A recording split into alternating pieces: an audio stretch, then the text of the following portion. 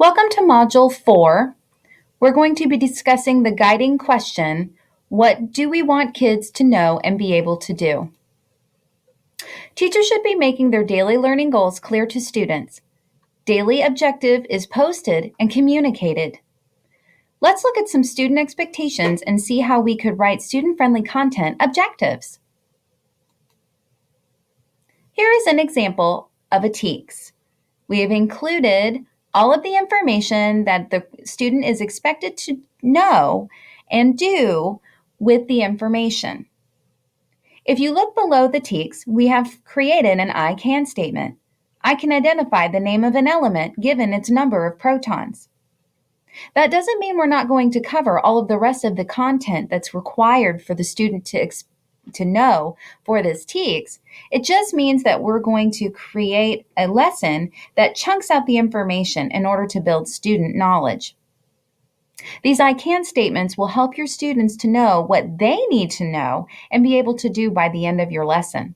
There's nothing worse than a student walking out and saying, I have no idea what I learned today. Let's keep going.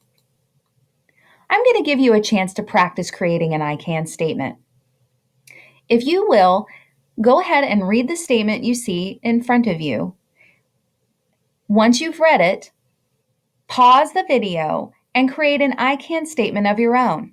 Remember, you can chunk out some of the information to help you create a short, concise, and simple I can statement for your students to better understand the point of your lesson. Then resume the video when you have completed the I can statement.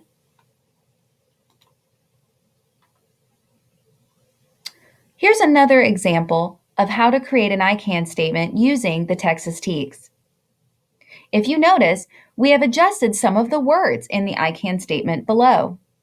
Pause the video here and with your table mates, discuss why you think we have changed the words. What would be our reasoning? And then resume the video. Did you have a chance to discuss why we changed the words? If you said to make it more student-friendly, you would be correct.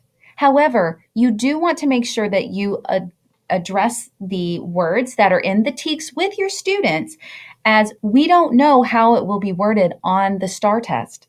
If they run into compare and contrast, they may not know the meaning of those words. So starting them off with similarities and differences is okay, just to make sure you bring them along with you.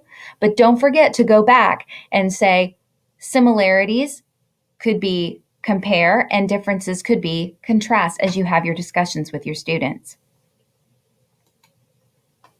Let's go ahead and practice. Try to make an I can statement using this biology TEKS. Pause the video here. Discuss your I can statement with your table, and then facilitators, if you'll open it up to whole group and discuss the 2 I can statements that your participants have created. What challenges did they foresee? How will this work with their planning? Go ahead and pause the video here and have a discussion. Here's an example of a 5th grade STAR question. If you'll notice, there's content information that is behind the question itself, as well as process skills that students must use in order to come to a valid conclusion. Let's go ahead and look at the TEKS that are behind this question. Students need to be able to classify matter based on physical properties, including, and that is a readiness standard for 5th grade. The process skill provided helps to increase the rigor of the question. So when we put these two together, we get the result of the previous slide. This is analysis in Bloom's taxonomy, and this is considered synthesis as students are constructing reasonable explanations from the information provided in the question. We want to make sure that our questions on formative assessment and our summative assessments leading up to the STAR test are echoing the things that we are doing on the STAR test itself. Here's another example. This is an 8th grade STAR question. Go ahead and pause the video here and discuss in your tables the information students may need to know in order to answer the question and what possible process skills they would be using. Once you've finished discussing in small group, go ahead and open up to whole group. What are some things that you discovered? then continue. Here are the TEKS that support the previous question. This is a readiness standard, which is considered to be application, pretty high on Bloom's taxonomy, and then analysis, as they are formulating reasonable explanations once again, much like the 5th grade question. You should be seeing somewhat of a pattern between the 5th grade and 8th grade question. These are popular processes that they like to use, as these are the most rigorous that we find within the process skills. Let's practice one more time. Go ahead and search for these TEKS either using a document that you've been provided, the internet with the TEA website, or the Texas TEKS app, and see if you can create an I can statement for students needing to use these 2 TEKS. Pause the video here and continue when all participants have created their I can statement and have had a chance to share out. Here's an example of an I can statement. I can analyze data to formulate reasonable explanations about how short-term and long-term environmental changes affect organisms. Whew, that's a lot. And you may not have quite gotten to this point, and that's okay. We're just practicing, and you will get better with time, believe me. Here's one more example. This is a high school question for biology.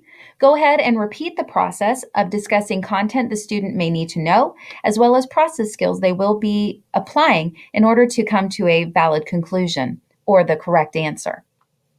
Then resume once participants have had a chance to share out their ideas. Here are the TEKS that are behind the previous question. Once again, we have analysis and application, and we again are using analysis, synthesis, and evaluation. So as you can see, for rigorous questions, we want to make sure that we're right around where we are asking students to synthesize some type of conclusion, predict trends, really analyzing the information. This will help them be ready for the STAR test when it comes. Practice one more time.